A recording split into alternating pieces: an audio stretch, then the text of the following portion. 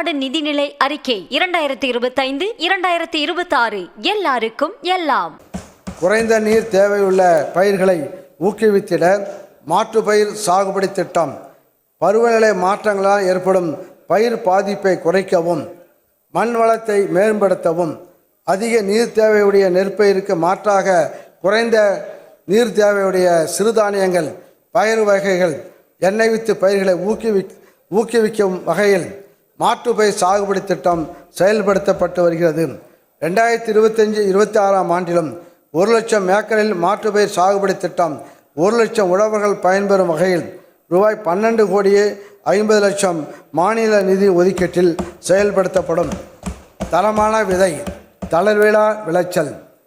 உழவு தொழிலுக்கு முதன்மையான ஒன்று நல் விதையே என்பதை நன்கு உணர்ந்த நம் முன்னோர்கள் சாகுபடிக்கு தேவையான நல் விதைகளை அரிதான ஒன்றாக மிகவும் கவனமுடன் சேமித்து வைத்து பயன்படுத்தி வந்தனர். வேளாண் பயிர்களின் உற்பத்தி திறனை அதிகரிக்க தரமான சான்று விதைகள் தமிழ்நாடு மாநில விதை மேம்பாட்டு முகமை மூலம் உற்பத்தி செய்யப்பட்டு உழவர்களுக்கு வழங்கப்பட்டு வருகின்றன.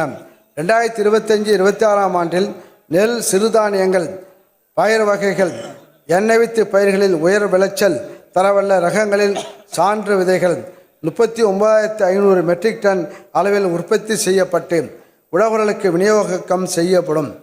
2025-26 ஆண்டில் அரசு விதை பண்ணைகள் மற்றும் உழவர்களின் நிலங்களில் விதை பண்ணைகள் அமைத்து விதைகள் கொள்முதல் செய்யப்படும். இத்திட்டத்திற்கு ரூபாய் 250 கோடி நிதி ஒதுக்கீடு செய்யப்படும்.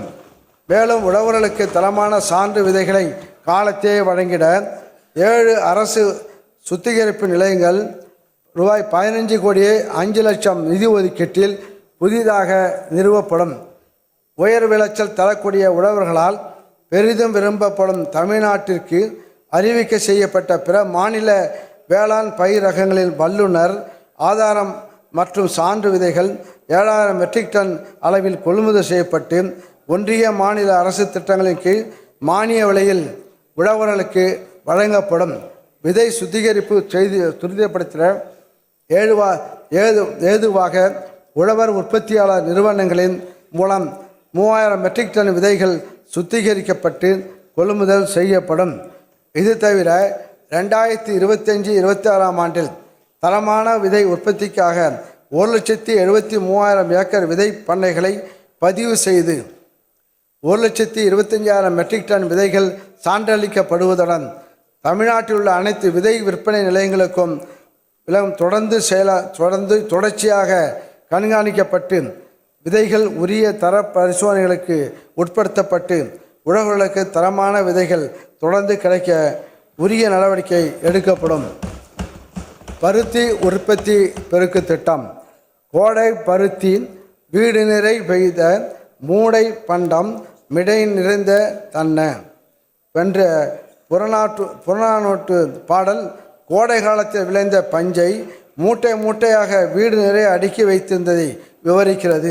தமிழ்நாட்டில் பருத்தியின் தேவை அதிகரித்துள்ளதால் பருத்தி உற்பத்தி மற்றும் உற்பத்தி திறனை அதிகரிக்க பருத்தி சாகுபடி திட்டம் 2021-22 ஆண்டிலிருந்து தொடர்ந்து செயல்படுத்தப்பட்டு வருகிறது.